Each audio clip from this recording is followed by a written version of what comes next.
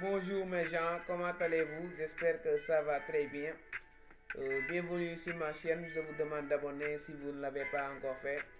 Et je vous demande d'aimer la vidéo si, si ça vous plaira. Euh, on se retrouve aujourd'hui pour une nouvelle vidéo qui je vais vous parler du cancer du poumon. Je vais vous dire c'est quoi le cancer du poumon, les causes du cancer du poumon, les personnes à risque, les facteurs de risque du cancer du poumon, principalement facteurs de risque. Je vais vous parler des auteurs de facteurs de risque, auteurs de facteurs de risque, des risques potentiels, les préventions du cancer du poumon. Je vais vous dire autres mesures aussi. Je vais vous parler des cancers, cancer à petites cellules, cancer non à petites cellules. Je vais vous dire, parfois, aucun symptôme n'est détectable. Les symptômes les plus courants sont les suivants. Cependant, d'autres problèmes de santé peuvent aussi être à l'origine des symptômes. Tout, tout qui s'intensifie ou qui ne disparaît pas. Il faut être attentif à une choix, à une toux du fumeur qui s'aggrave, c'est-à-dire douleur constante au thorax, s'accentue lorsqu'on tousse, on respire profondément, mais respiration sifflante. Quand je respire, et, et c'est comme une respiration dont j'avais l'intention de siffler, mais je ne le fais pas exprès. Essoufflement, crachat de sang, quand tu craches du sang.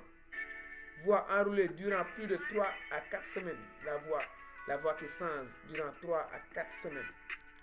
Selon le cas bronchite ou pneumonie, à la répétition, pardonnez-moi, perte de poids et d'appétit, fatigue chronique, maux de tête, mal aux os, quand les os font mal, etc. Euh, Personnes à risque, je vais vous dire les personnes à risque. Les fumeurs d'abord.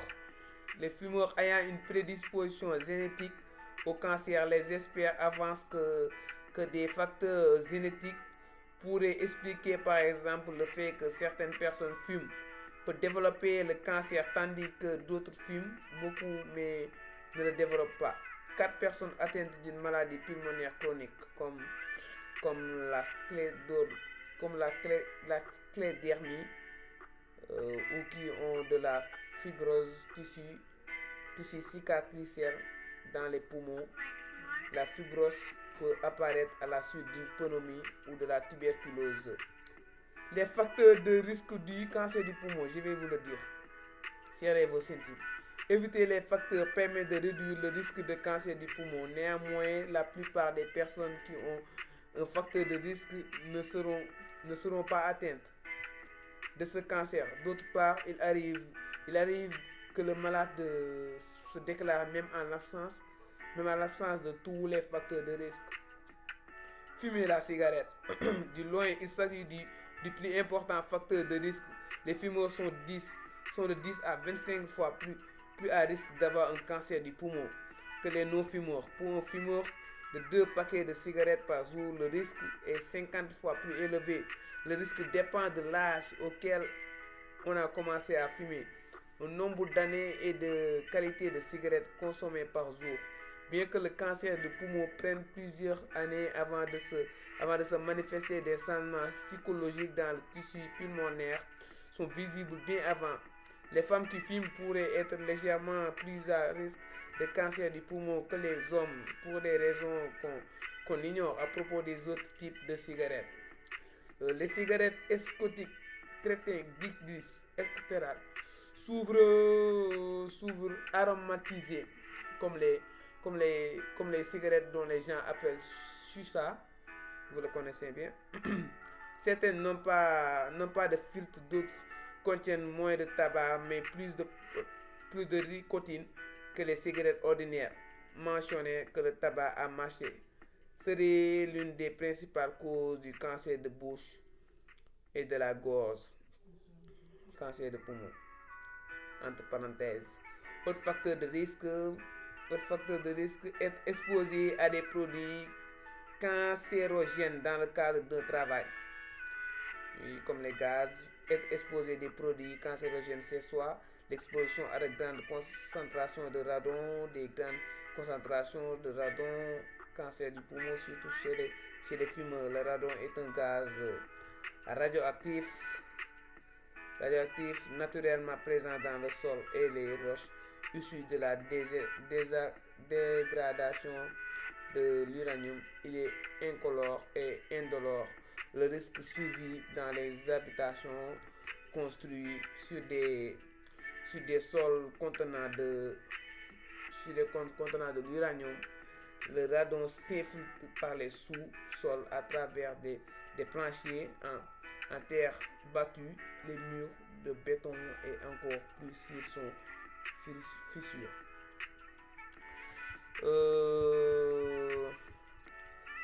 Donc je vous demande d'éviter de fumer la cigarette pour éviter le cancer du poumon parce que c'est pas bon du tout, c'est pas bon.